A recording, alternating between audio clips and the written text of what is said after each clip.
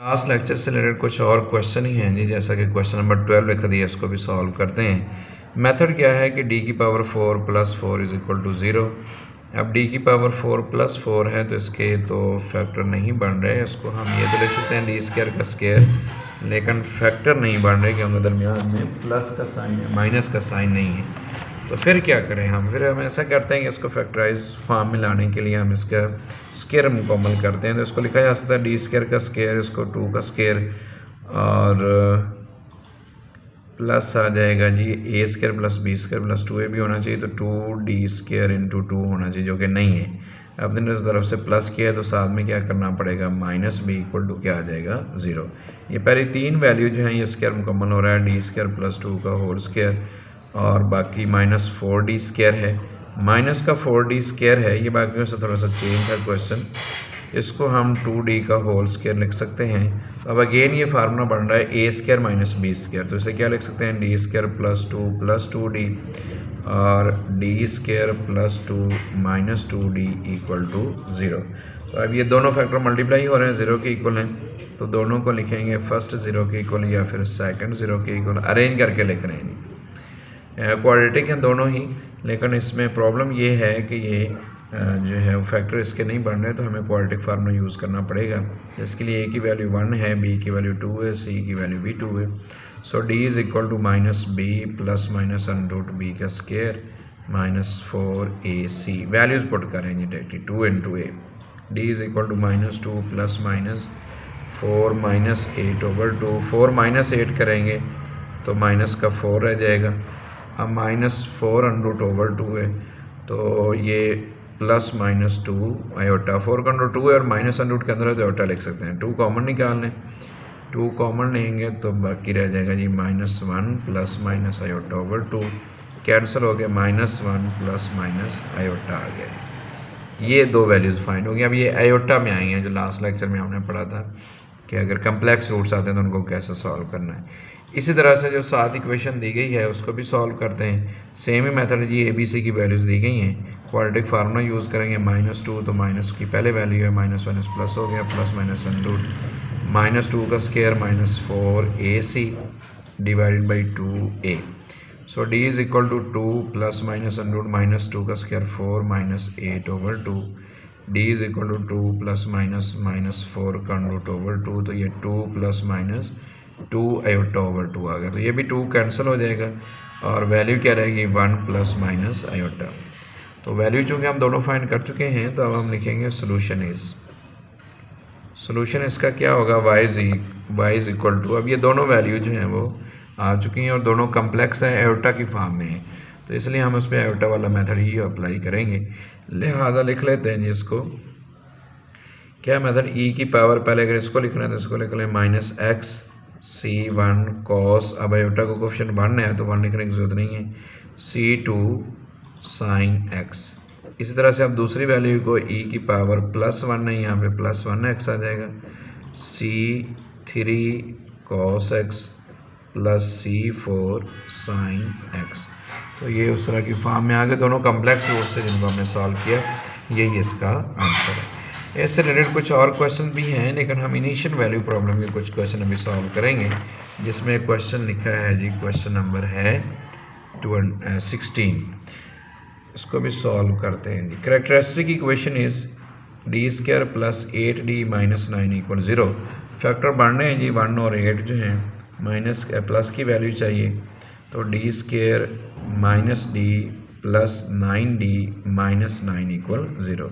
d common है, common निकालेंगे d minus 1, 9 common है, d माइनस 1 इक्वल 0। लिख सकते हैं पहला फैक्टर 0 के इक्वल या फिर दूसरा 0 के इक्वल, ये d plus 9 equal 0, d is equal to 1 आ जाएगा और यहाँ से वैल्यू क्या आ जाएगी माइनस 9, डायरेक्ट लिख दी मैंने फाइंड करना, आप जानते हैं ये मेथड क्या है। सो सोल्यूशन क्या है जी, y is equal to C1 e की power x plus C2 e की पावर माइनस 9x, इसको हम इक्वेशन नंबर 1 का नाम दे रहे हैं। इनिशियल वैल्यूज़ प्रॉब्लम है जिसके लिए डेरिवेटिव भी दिया गया, तो इट मीन के पहले हम इसका डेरिवेटिव फाइंड कर लेते हैं, फिर उसके बाद देखते हैं। तो इसको y ऑफ x भी लिखा जा सकता है, तो y prime of x, C1 e की पावर x डेरिवेटिव वही होता है, यहाँ पे माइनस 9 C2 e की पावर माइनस 9x आ जाएगा। अब इसमें वैल्यूज़ पुट करते हैं। नो क्या गिवन है कि एक्चुअल में ना कांस्टेंट की वैल्यू फाइंड करनी है। y of 1 is equal to 1। इसका मतलब क्या होगा कि ये जो है इक्वेशन है, इसमें x की जगह पे 1 पुट करना है, y की जगह पर भी 1 पुट करना है।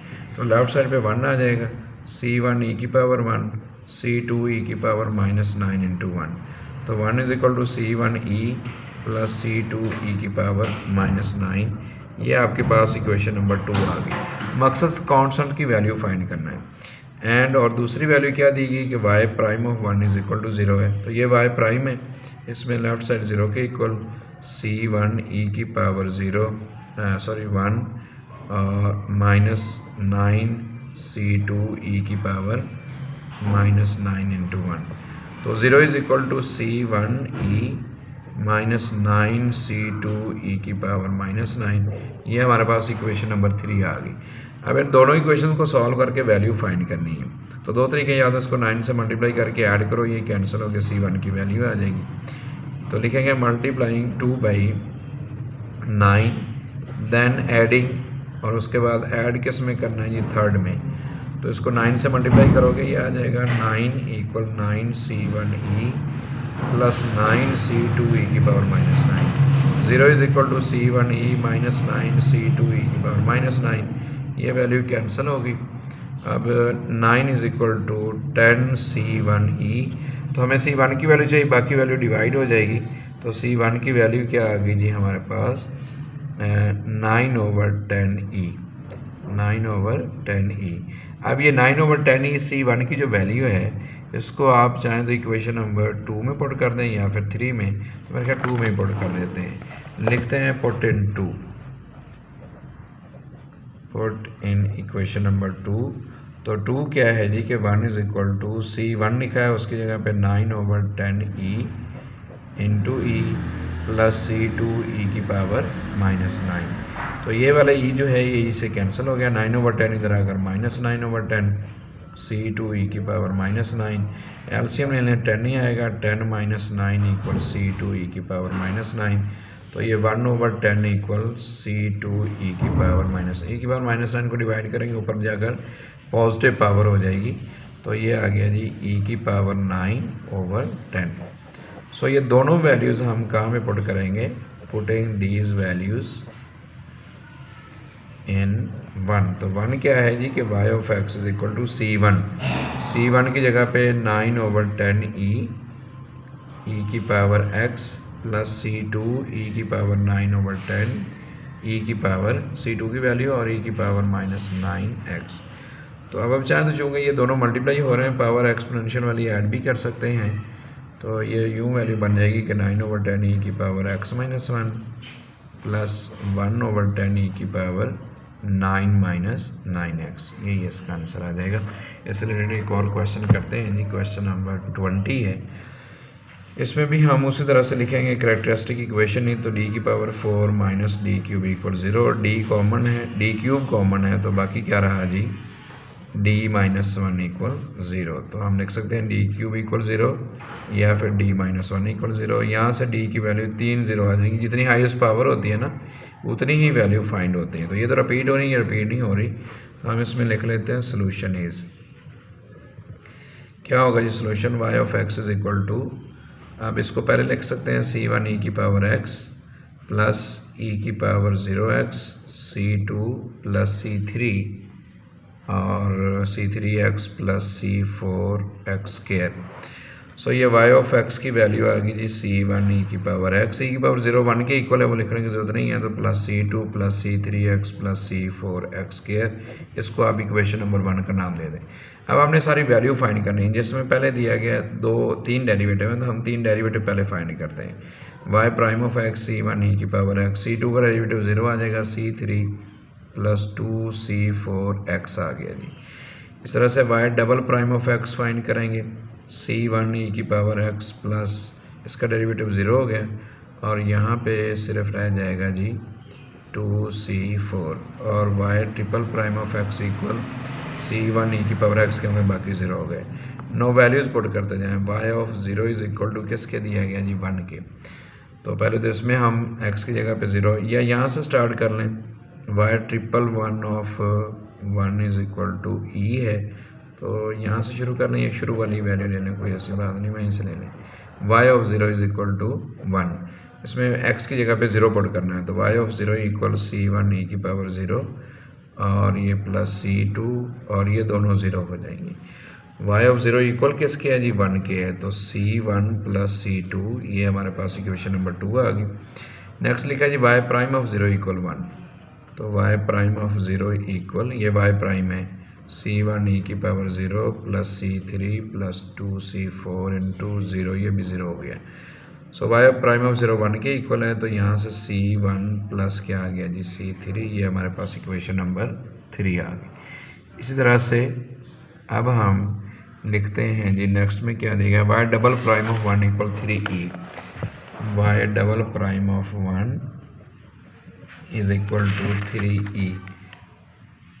जी स्टूडेंट्स वैल्यूज पुट कर दी, y डबल प्राइम ऑफ 1 पहले पुट किया तो c1 प्लस 2c4, तो ये इक्वेशन आ गई, और फिर y triple prime of 1 put कर दिया, ये e के इक्वल है, तो ये e से कैंसिल होकर c1 की वैल्यू क्या आ गई जी 1।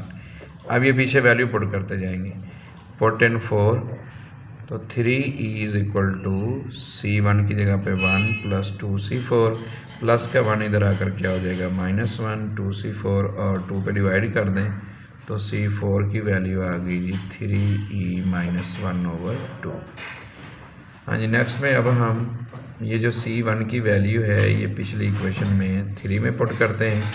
3 इक्वेशन देगी जी c1 plus c3 is equal to 1, 1 is equal to c1 plus c3, तो ये प्लस का होना तो जाकर -1, तो यहाँ से c3 की वैल्यू क्या आ जाएगी 0। और इसी तरह से ये वाली जो वैल्यू है हमारे पास c1 की, इसको अब 2 में पुट करते हैं, पुट इन 2, तो 2 क्या है जी, 2 में है 1 is equal to c1 plus c2, 1 is equal to c1 plus c2, तो ये भी 0 ही हो जाएगा, कैंसिल होकर c2 की वैल्यू भी क्या आ गई 0। और कौन सी वैल्यू रहेगी, c1 c2 c3 c4 सारी फाइंड हो चुकी हैं, तो ये सारी वैल्यूज़ हम कहाँ में पुट कर रहे हैं 1 में।